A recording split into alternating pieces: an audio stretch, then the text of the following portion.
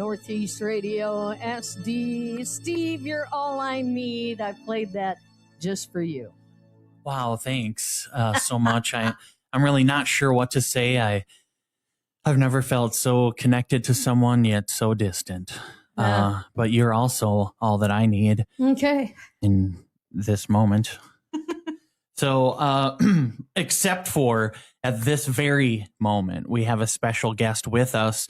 This is like one of our first permanent rotation guests, right? Yeah, she appears quite often. Yeah, like community guests, let's say. Yeah. Because we do have one that we call and whatnot. But anyways, Shona Marshall. Hello. Good morning. Good morning. Beacon Center, Watertown. Yes. You are the outreach coordinator. Yes. Good job. Had to ditch that one. Yep. All right. So, it's the new year, 2026. Yes. So how was 2025 for the Beacon Center? Was there some new things? Was there some good things? Mm-hmm. Yeah. So the Beacon Center in 2025, we were really busy. A lot of ups and downs, I would say, with the federal cuts, those kind of hit us pretty hard, but we worked through it for a short period there for, 6 months. My hours were actually cut for a little bit just because of that federal funding, but we worked through it and we're all worked out and we ended up on a high note. So that was always great to hear. For myself, some great things that happened is I restarted our SART team up, which actually would just be SART, but because it'd be team, but yeah. So what SART stands for is a sexual assault response team. So it's a bunch of professionals that we're meeting quarterly, and we talk about, the good, the bad, and the ugly of when sexual assaults.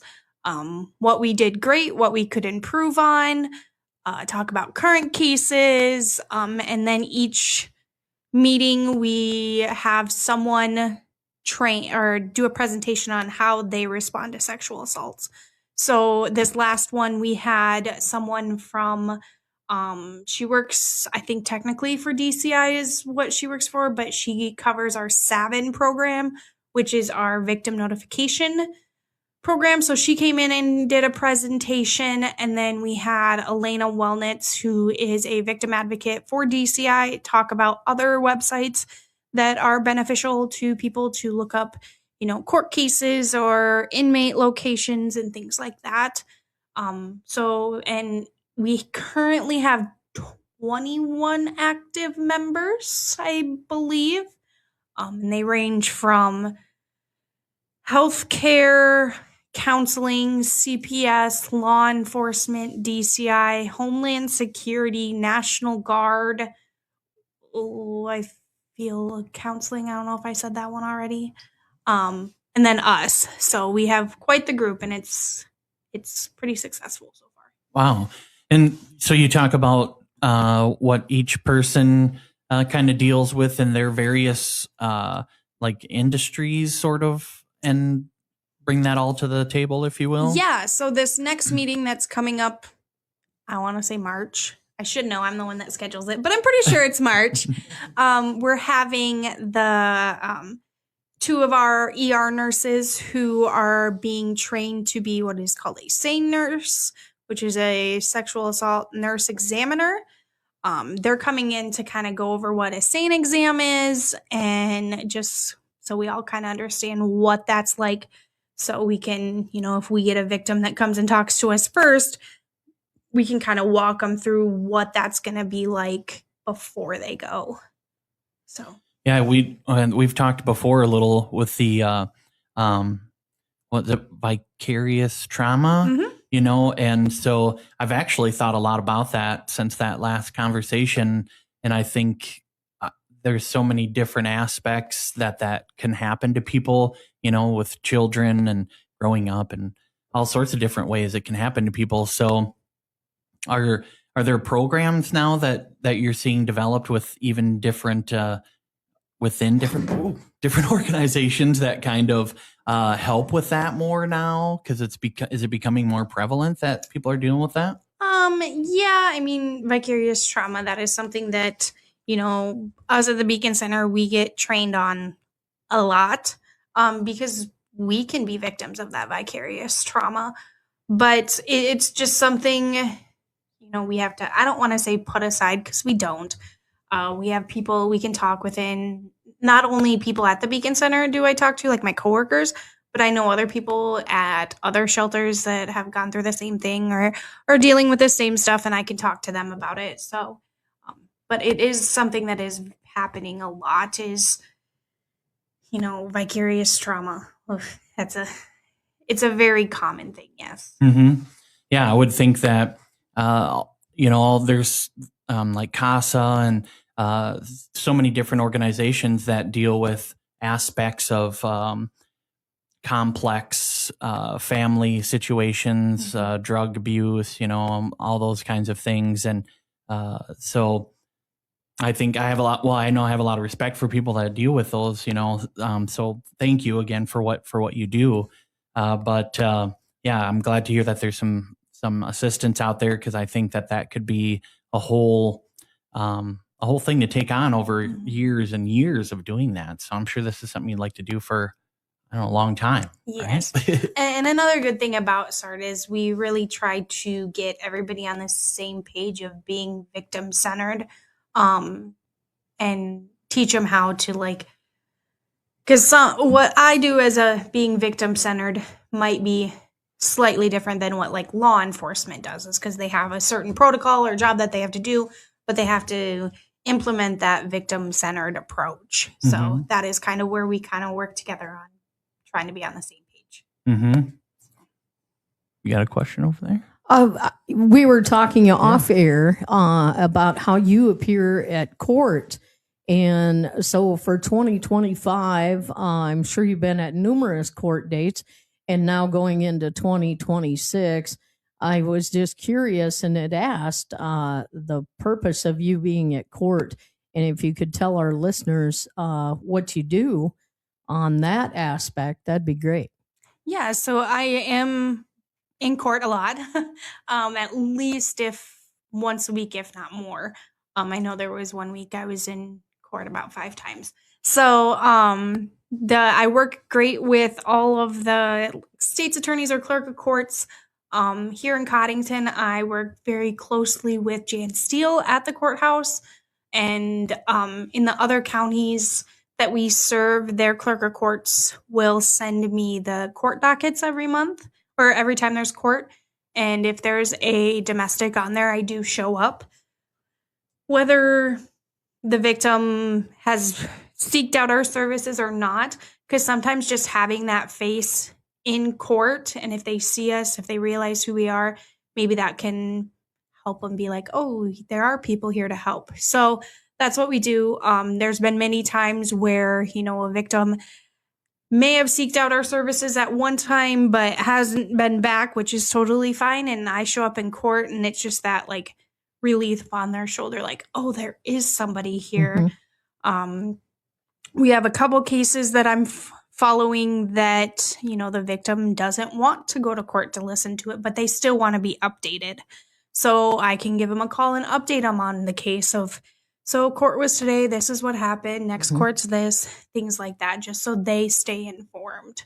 And because that's their right, that's part of their rights that they have as a victim. So that's what I do. And I'm, whether it's just sitting in court, listening to the case go on, or if I'm sitting next to a victim when a sentence is going on and they're crying their eyes out and I'm just there to comfort them, I'm just a friendly face. And I've had a couple of professionals tell me that they've seen a lot of positivity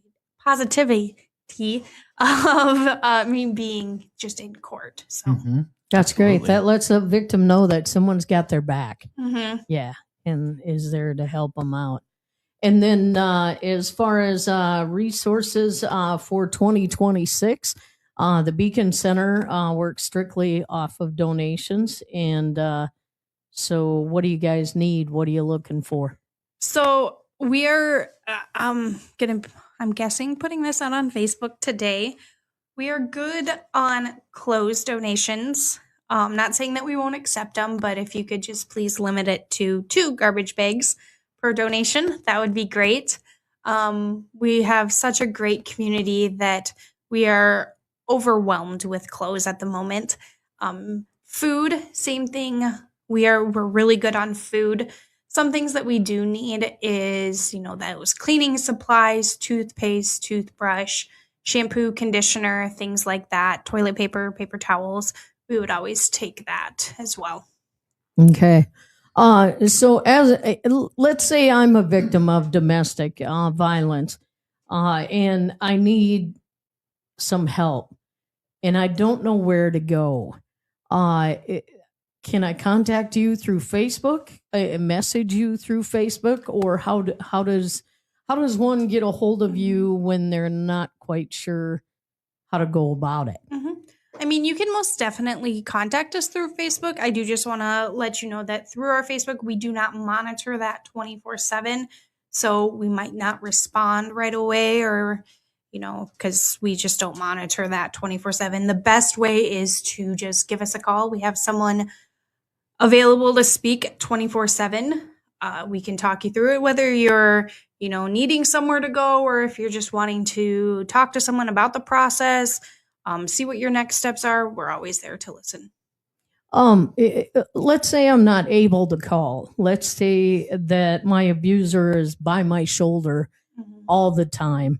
But I'm also able to get on my phone, and if I can't contact through Facebook, can I get a hold of you through the website maybe and send a little message? I don't think we have a link on our website. We do have an email that you can send, and I think our email's right on there. It's admin@beaconcentersd.com. We typically like that to be just for like admin things, but we do get people asking it. We do ask that calling is going to be the best. But we do get those situations where, your perpetrator's right there and you don't have access to talk. Right. There's that song that's going around quite frequently actually on TikTok now about, I don't know the name of the song, but it's some girl calling asking for pizza delivery when she's actually calling 911. Yes. It's a very touching song. Yeah. It's going around TikTok right now because of the Savannah law down in Tennessee. But so we get it if you can't call. And, we're all trained advocates. If someone called me and asked to order a pizza or whatever they might be asking, I think it would draw a red flag in my eye. Like, why would you be calling us? And then it would click. So yeah, sure. But you can message us on Facebook, Instagram. We have both of those. Just know that it is not monitored 24/7. So okay. All right. Very good. You can also donate. I see there's a donate button at the top, beaconcentersd.com with a heart on it. You can click that and it pops up another window that allows you to click one time. You can click monthly, 25, 50, 94, or you can put in any amount, like $1 million, if you'd like to. Oh, if you want to do $1 million, that'd be cool. Yep. That'd be awesome. We would definitely, accept that. It's interesting though that the third choice is 94. Like, I would have just let's go with 104. 104. Yeah, let's change it. So yeah, you can donate on there. There is a lot of information on here too.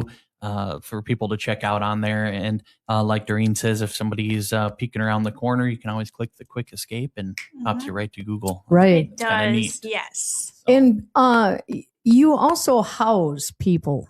Yes. The Beacon Center. A lot of folks, we just assume that people know what the Beacon Center is and what it's all about. But if you could refresh our memories or let folks know that haven't learned about the Beacon Center, you do house families. So we are the Beacon Center. We're the Domestic Violence, Sexual Assault, and Stalking Center and Shelter. We do have a shelter on site. It has 8 apartments. We have 2 1-bedrooms, 4 2-bedrooms, and then 2 3-bedroom apartments back there. And we like to say that we're a 30-day shelter, but we know that's not easy to get housing in 30 days. So as long as you're, working with our staff, things like that, we're not just going to kick you out right at that 30 days. And some things that we offer, we have safety planning, life skills, case management. We have a food pantry, like we mentioned. I do the outreach. We have a family visitation center there too. So there's a lot that goes on at the Beacon Center. And you have an excellent staff. Those staff. folks are great. Tell me a little bit about them. So we have currently 8 full-time staff, and then technically 3 part-time staff. We have Orielle, she runs the shelter in the back. So anybody that's in the shelter, she helps them. She's awesome at doing protection orders as well. We have Ashley, who is our case manager. So she helps them after they leave, helps them with getting housing, helps them once they get on housing to monitor that. It's called ESG. She helps monitor that. We have Emily, who is our family visitation coordinator, and she is busier than can all be. We have Jess, who does a lot of our behind the scenes stuff, like reports, data entry type stuff. We have Kelly, who is our development coordinator, so she does all of our fundraising. We have Denise, who is our finance coordinator, so she handles all the grants and all that and makes sure we get paid, so she's cool.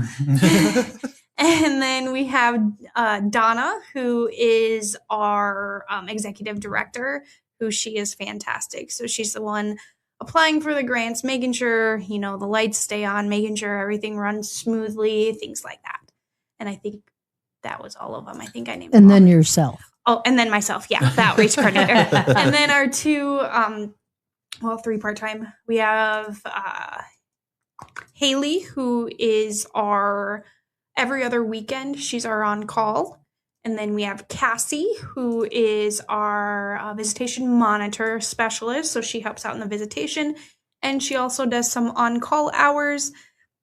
And then we have Joe, who is our as-needed maintenance man. So nice. Thanks, he's Joe. important. He is very important. Yes. Yeah. Everyone needs a Joe. That's right. That's right. That's awesome. Well, for 2026, the Beacon Center, mark that high on your list of charities and things you would like to help out with. That's a good New Year's resolution, isn't it? Mm-hmm. Yeah. Yes. Come donate. Yeah. So thank you for coming in and giving us an update on 2025 and what's going on for 2026. You guys have a lot of fun activities too. Last time you were in, you had some fun stuff lined up. Do you have some of those events on the way for 2026? I don't. The next one that I know for sure we have is our Walk a Mile event. Mm-hmm. We haven't set a date, but that's usually in April. I know Kelly, our development coordinator, is working on some other fundraiser ideas. I can't really say any of them yet because they're not completely done yet. Mm-hmm. So those should be announced here. If you follow us on Facebook, that's usually where we put all of our stuff, is on our Facebook. So. Okay. I like your videos too that you post. Those are great. Yes. And we keep every week I'm at least seeing another idea like, oh, we should do this. So I'm sending it to Kelly like, hey, next year, this. Hey, we should do this. I mean, will we do that one? Probably not, because it'll probably change 5 times before then. So. All right. Okay, great. They're always good.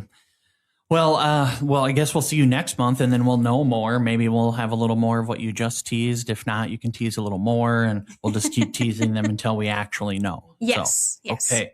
Perfect. All right. Well, Shona Marshall, outreach coordinator with the Beacon Center. Thank you for coming in. Yes. Thank you for what you do. Yes, no problem. Thank you. Thank you for everything. And thank you for 2025. And thank you for 2026. Yes, I'm looking forward to 2026. Is that enough thank yous? I think so. Okay. Doreen, are you good? I'm good. Okay. Well, thank you too, Doreen. You're welcome. Appreciate you. All right. Well, that does it. We'll see the Beacon Center next month, and go ahead and play some music here on Northeast Radio SD. Your sympathy, there's nothing you can say or do for me.